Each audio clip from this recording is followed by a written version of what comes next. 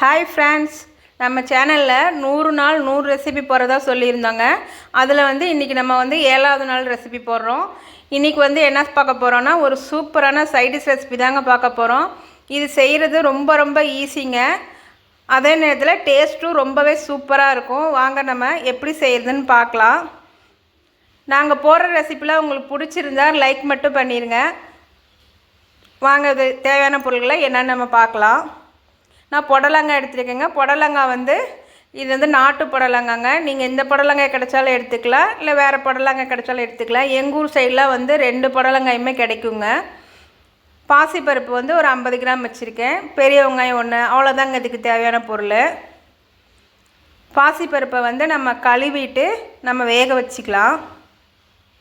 நல்லா 2-3 டைம் கழுவிட்டு வேக வச்சுக்கோங்க. அது அப்படியே இப்போ நான் அடுப்பில் இருக்கட்டும். இப்போ நம்ம புடலங்காய் கட் பண்ணி எடுத்துக்கலாம்.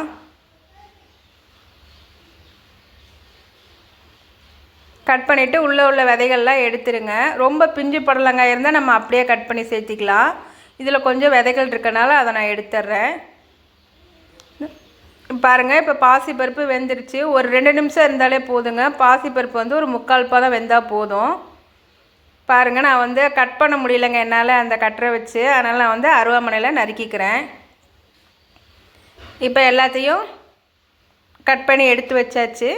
இதுக்குள்ள தேவையான அளவு உப்பு சேர்த்திக்கோங்க. மஞ்சத்தூள் 1/4 ஸ்பூன் சேர்த்திட்டு இந்த மாதிரி நம்ம பிசைஞ்சிட்டு நம்ம வச்சிடலாம். நல்லா உப்பு மஞ்சத்தூள் எல்லா பக்கமும் வர மாதிரி நல்லா கலந்து விட்டுட்டு அப்படியே வச்சுருங்க. ஒரு 5 நிமிஷம் அப்படியே இருக்கட்டும். இப்போ பருப்பு நமக்கு நல்லா வெந்துருச்சு. இதை நம்ம வேறு எதுக்கு மாற்றிக்கலாம். பருப்பு ரொம்ப வேகக்கூடாதுங்க. 3/4 பதம் வெந்தால் போதும் நமக்கு. இப்போ அடுப்பில் ஒரு கடாயை வச்சுட்டு எண்ணெய் ஊற்றிச்சிக்கலாம்.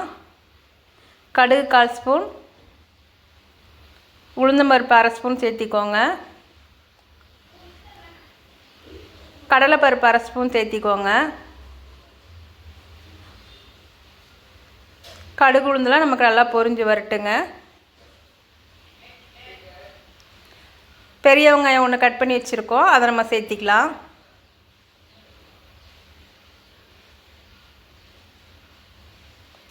வெங்காயம் கொஞ்சம் நல்லா வதங்கி வரட்டுங்க. வதங்கினதையும் நம்ம கருவேப்பிலையும் காஞ்ச மிளகாய் சேர்த்திக்கலாம்.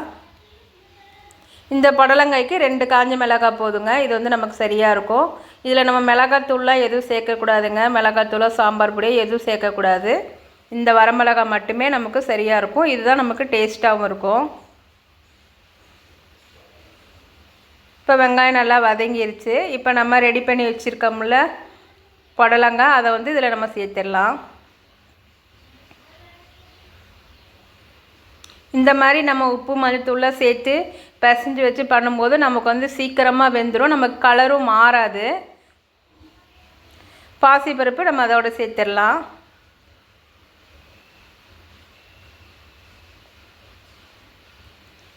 சேர்த்து நல்லா ஒரு டைம் கலந்து விட்டுட்டு ஒரு 5 நிமிஷம் மட்டும் வச்சுருங்க போதும். மூடி போட்டு வச்சிடலாம். அடுப்பை சிம்மில் வச்சு 5 நிமிஷம் வச்சுருங்க. இடையில ஒரு டைம் மட்டும் கலந்து விட்டு வச்சுருங்க.